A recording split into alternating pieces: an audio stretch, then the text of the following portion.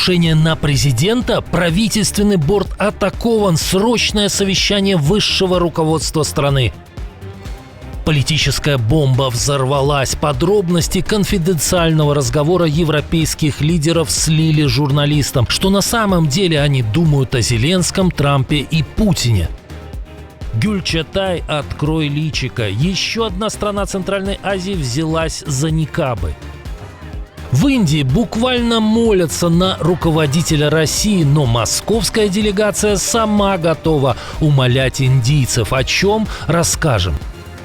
Расследование закончено. В Лондоне назвали имена убийц гражданки Великобритании. Ответственность публично возложили на Путина. Об этих и других событиях утро пятницы 5 декабря. И многое другое. Самые важные и срочные новости, эксклюзивные подробности. Вы смотрите информационный выпуск «Нехта». Оперативно о событиях в Украине, России, Беларуси и мире. Раньше и понятнее других. Все, что нужно знать сегодня.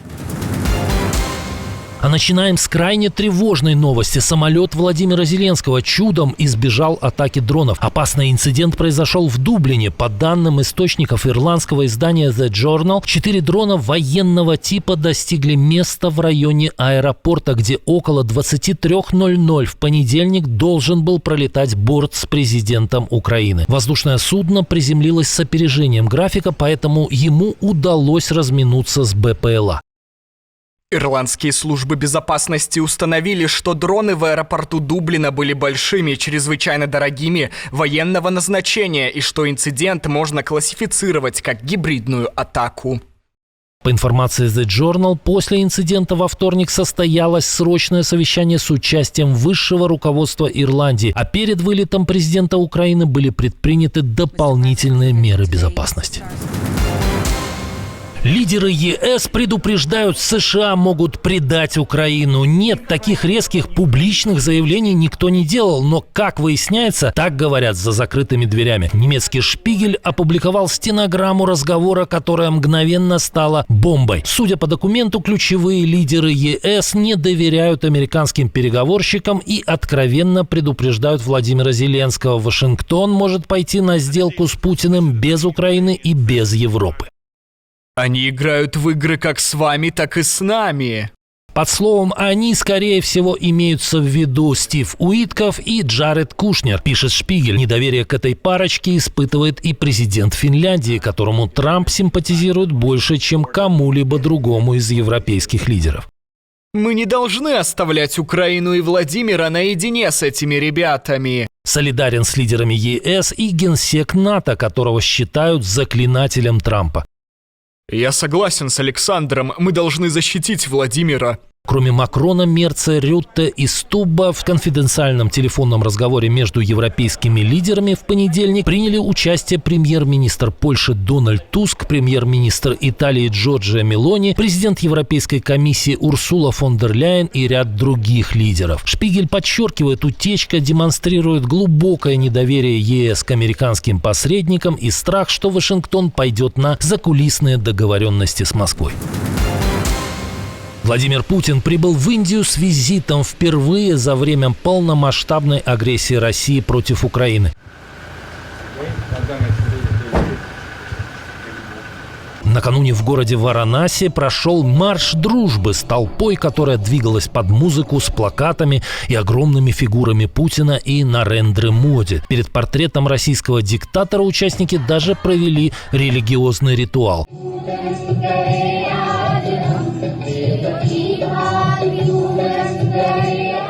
В Амритсаре местный художник представил 2-метровый портрет Путина. Автор заявил, что таким образом приветствует российского лидера от имени жителей Пенджаба.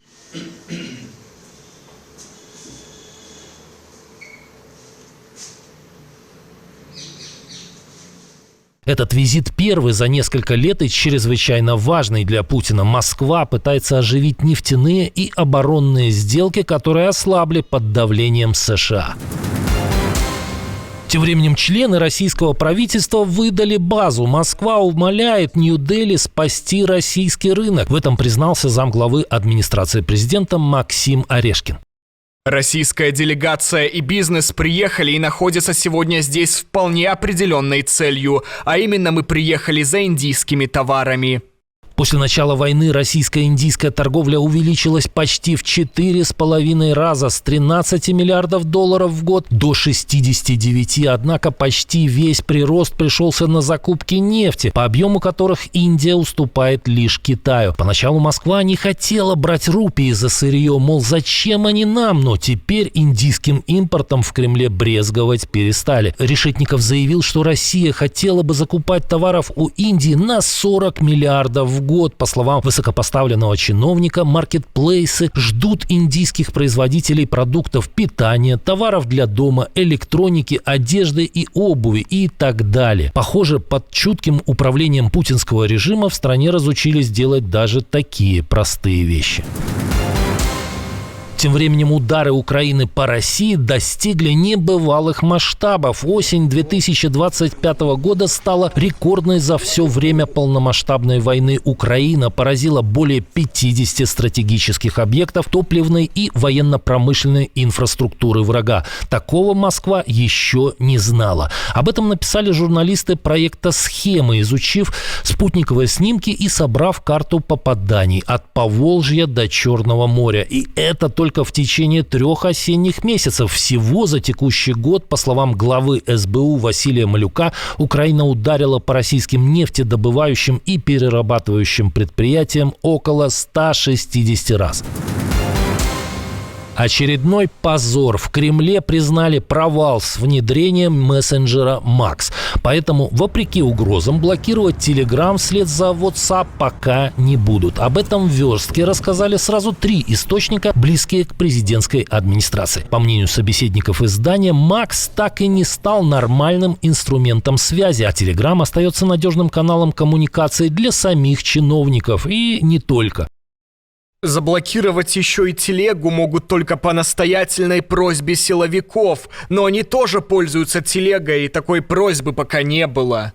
А самое важное, у режима не получилось затащить в Макс политический контент, а заодно возникли проблемы с установкой приложения с-за границы. Это делает невозможным главный замысел – распространять кремлевскую пропаганду в других странах через национальный мессенджер.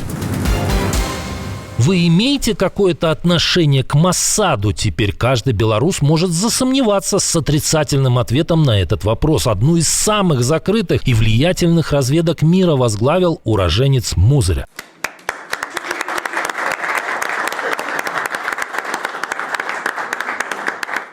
Биньямин Нетаньяху утвердил назначение Романа Гофмана новым главой Моссада. Канцелярия премьера Израиля уже подтвердила решение. Роман Гофман родился в белорусском Мозыре в 1976 году. В 90-м его семья репатриировалась в Израиль. В 95-м Гофмана призвали в бронетанковые войска, а дальше военная карьера от командира взвода до теперешнего назначения.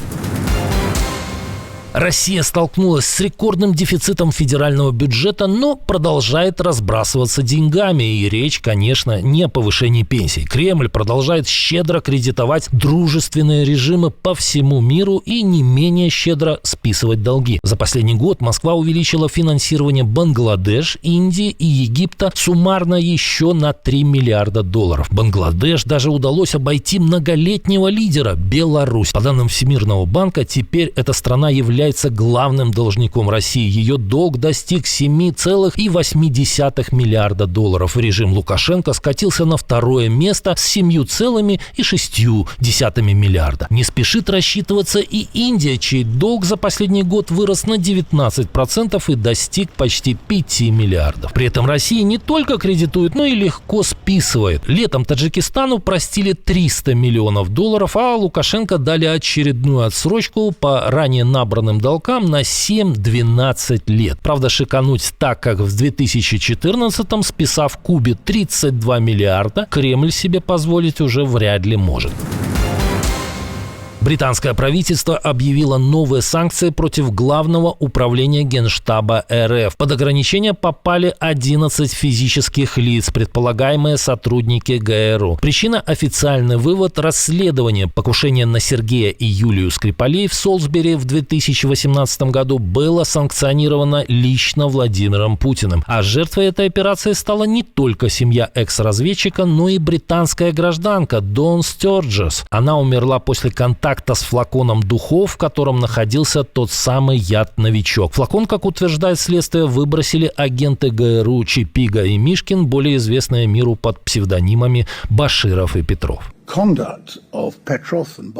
Поведение Петрова и Баширова, их начальников из ГРУ и тех, кто санкционировал эту миссию, вплоть до, как я обнаружил, президента Путина, было поразительно безрассудным. Существует прямая причинно-следственная связь между действиями всех этих лиц и Дон Стёрджес, за чью смерть они и только они несут моральную ответственность. Под санкции попали также 8 сотрудников российской киберразведки. Еще 3 офицеров ГРУ, по версии Лондона, причастны к подрывным операциям в Украине и Европе. Мягкий запрет перестает быть мягким. Маджлис Казахстана утвердил поправки, которые вводят ответственность за ношение никаба и любой одежды, закрывающей лицо в общественных местах. В первый раз могут дать предупреждение, но во второй штраф размером в 10 минималок, то есть примерно $78. Запрет формально действует с июля, но до сих пор он был скорее рекомендацией. Теперь введено реальное наказание. Власти объясняют меру безопасностью. Лицо должно быть открыто, чтобы при необходимости быстро установить личность правонарушителя. Под санкции попадают не только никабы, но и балаклавы и любые маски, скрывающие лицо полностью. Казахстан стал последней страной Центральной Азии, где такой запрет ввели официально. Ранее похожие меры ввели в Кыргызстане, Узбекистане и Таджикистане. В Туркменистане запрета нет де-юре, но он есть де-факто. Отдельное спасибо, что досмотрели до конца. Спасибо за ваше доверие. Жду развернутых комментариев, лайков и репостов. Это важно, чтобы нас становилось больше. На этом пока все. До новых встреч и хороших вам новостей.